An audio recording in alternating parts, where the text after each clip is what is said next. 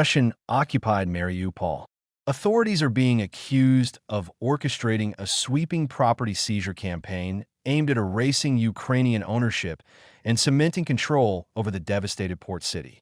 According to a detailed investigation by the BBC, more than 5,700 properties have been marked for confiscation.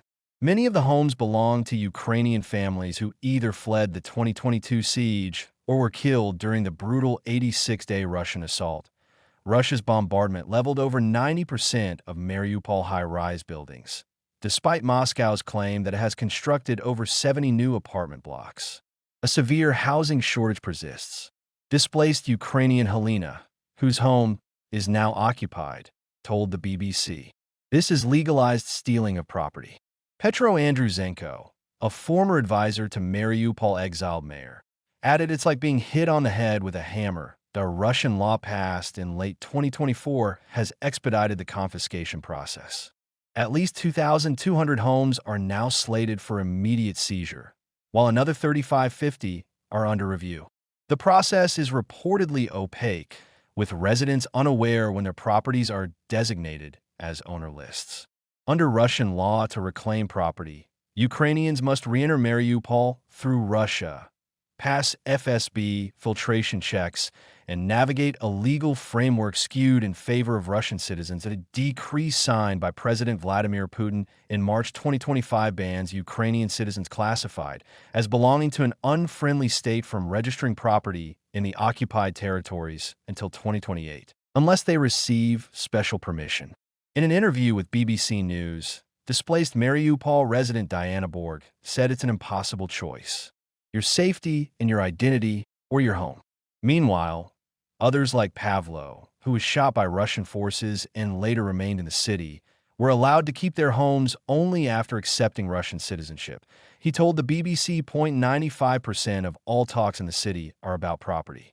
The confiscation effort is part of a wider Russification campaign alongside mass housing takeovers.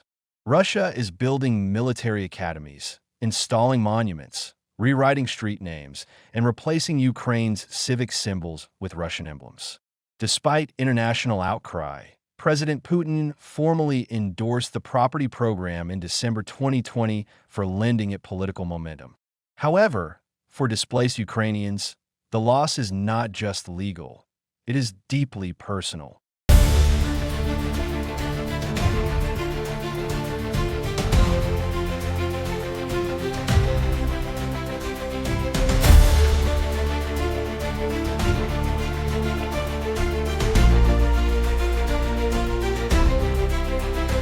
Meanwhile, Ukraine's National Guard has promoted Colonel Denis Register-Zapanko, commander of the Azov Brigade, to a senior leadership role overseeing a new corps comprising 5 brigades, including Azov.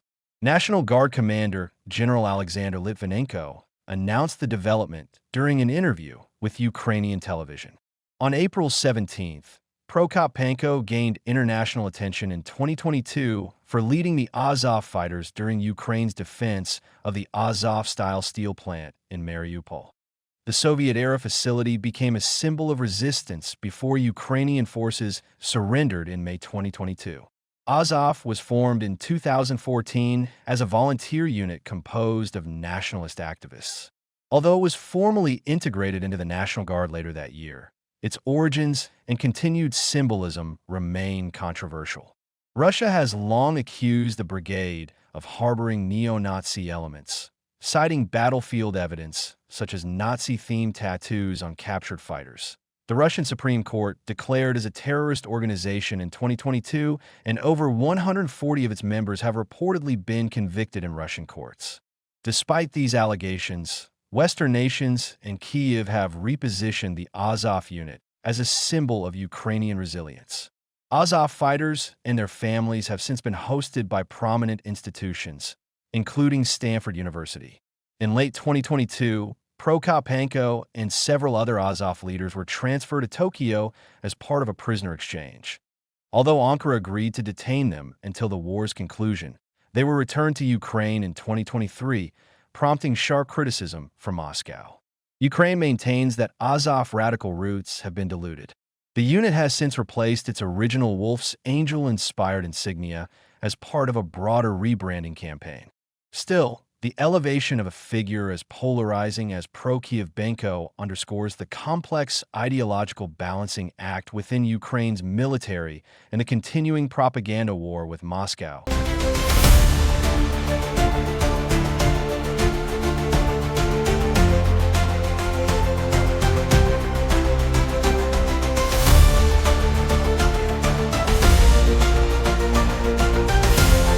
In a new development in the war, Russia has issued a stern warning to Denmark over reports that it may deploy Danish military personnel to Ukraine for short-term drone warfare training.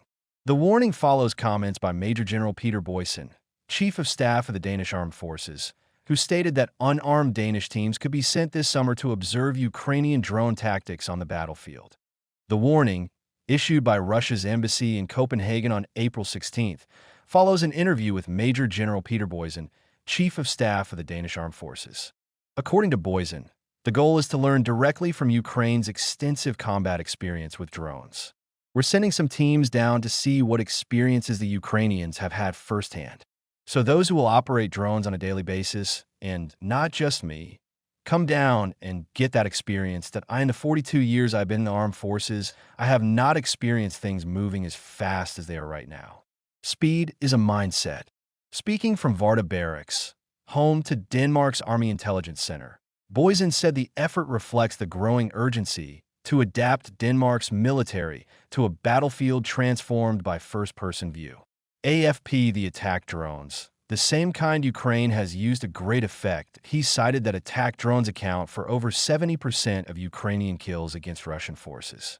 The Russian embassy reacted sharply to these statements in an email to TV2 Ambassador Vladimir Bob and warned sending Danish military personnel to Ukraine, among other things, to study. Combat experience draws Denmark deeper and deeper into the conflict in Ukraine and provokes a further uncontrolled escalation. Bob warned that any Western military activity in Ukraine, including by unarmed personnel, risks Russian retaliation. The embassy further warned that any Western military activity in Ukraine, regardless of their armament status, could become legitimate targets for Russian forces. Military facilities, including headquarters, training, and education centers, as well as locations of military personnel and military equipment, both deep inside Ukrainian territory and on the front line, are a legitimate target for the Russian armed forces. The Danish Ministry of Defense later clarified Boysen's remarks, emphasizing that any personnel deployed would not be involved in training Ukrainian troops. In a written statement cited by TV2, the ministry said the plan being considered does not concern Danish armed forces personnel participating in the training or education of Ukrainian troops in Ukraine. The focus from the Danish side is solely on gathering operational experience, where participating personnel learn from Ukrainian experiences on the battlefield. Former Russian President Dmitry Medvedev warned on April 17th that any European peacekeepers deployed to Ukraine would be sent home in coffins. His remarks came shortly after U.S. officials visited Paris, where European leaders are engaged in talks on the Ukraine war.